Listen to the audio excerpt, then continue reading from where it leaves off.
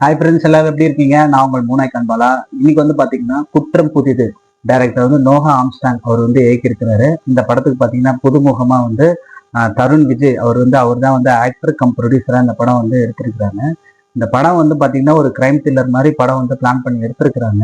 இந்த படத்தை பத்தி நம்ம ஒன்றும் பெருசா சொல்றது இல்லைனாலும் ஒரு புது டீம் ஒன்று வந்து படம் வந்து முயற்சி பண்ணியிருக்கிறாங்க. அந்த ஆங்கில தான் போயிட்டு நம்ம போய் படத்தை போய் பார்த்தோம். படத்தோட கதை என்ன அப்படின்னு பாத்தீங்கன்னா, ஒரு ஆரம்பத்துல வந்து பாத்தீங்கன்னா ஒரு அசிஸ்டன்ட் கமிஷனரோட பொண்ணு வந்து பாத்தீங்கன்னா பஸ் ஸ்டாப்ல இருக்காங்க.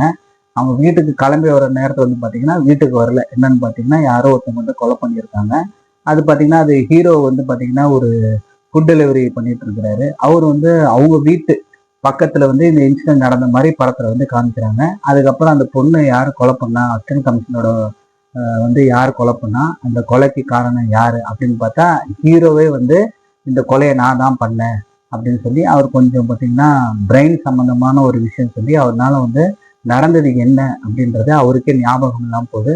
இந்த இன்வெஸ்டிகேஷன் வந்துட்டு அவர் ஏன் அது மாதிரி ஆனாரு, இந்த கொலைக்கு என்ன காரணம், இதுக்கான மூலக்கரு என்ன அப்படின்றத இந்த படத்தோட கதை.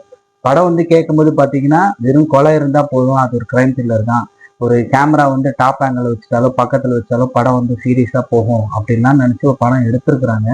எனக்கு என்னமோ இந்த படம் பார்க்கும்போது வந்து பாத்தீங்கன்னா ஒரு புதுமுகம் எடுத்திருக்கிறாங்களே அப்படின்னு தான் சொல்லி போய் பார்க்க போனா அது வந்து பாத்தீங்கன்னா டைரக்டர் வந்து பாவம், ஹீரோ கூட அடுத்தது ஒரு வாய்ப்பு கிடைக்கும் போல இருக்கு. டைரக்டர் என்ன பண்ணுவார்னே தெரியல. படம் வந்து பாத்தீங்கன்னா ரொம்ப ராவா இருக்குது. வெறும் வந்து ஏதோ ஒரே ஒரு கொலையை வந்து பலவிதமா காமிச்சு இவர் ஏன் கொலை பண்ணாரு, கொலை பண்ணதுக்கு என்ன காரணம், கத்தியை ஏன் ஸ்டார்ட் பண்ணாங்க, இது மாதிரி படம் வந்து ஃபர்ஸ்ட் ஹாஃப் ஃபுல்லா போகுது. செகண்ட் ஹாஃப் ஃபுல்லா வந்து பாத்தீங்கன்னா ஒரு ஒரு கிறிஸ்பான ஒரு விஷயம் இருக்கு. இப்போ நம்ம தோசை சுடும்போது வந்து பாத்தீங்கன்னா ஃபர்ஸ்ட் ஒரு 3 தோசை நல்லா வராது, பட் 5வது 6வது தோசைலாம் நல்லா வரும். அது மாதிரி விரும்பி சாப்பிட்றவங்க யாரா இருந்தாங்கன்னா ஃபர்ஸ்ட் ஹாஃப் படம் வந்து சொல்ற அளவுக்கு இல்லை. செகண்ட் ஹாஃப்ல வந்து ஒரு விஷயம் வச்சிருக்காங்க, ஒரு உண்மையிலேயே வந்து அது ஒரு சஸ்பென்ஸான விஷயம் தான் வச்சிருக்காங்க. படத்துல வந்து ரொம்ப லாஜிக்கெல்லாம் பார்க்க முடியாது. அவங்க ஏதோ எல்லாமே வந்து பாத்தீங்கன்னா மிகப்பெரிய ஆர்டிஸ்ட் எல்லாம் படத்துல போட்டிருக்காங்க. நிறைய விஜய் டிவில நடிக்கிறவங்க எல்லாம் படத்துல இருக்காங்க. பட் அவங்க எல்லாம் வந்து பாத்தீங்கன்னா ஒரு செட் ப்ராப்பர்ட்டி மாதிரி அங்கங்க நிக்கிறாங்க. ஒரு ஒரு வந்து உமன் போலீஸ் இன்வெஸ்டிகேஷன் பண்றாங்களா தெரியல, சுத்தி அவ்வளவு உமன் போலீஸ் ஆபீசர்ஸ் இருக்கிற மாதிரி ஒரு இது காமிக்கிறாங்க.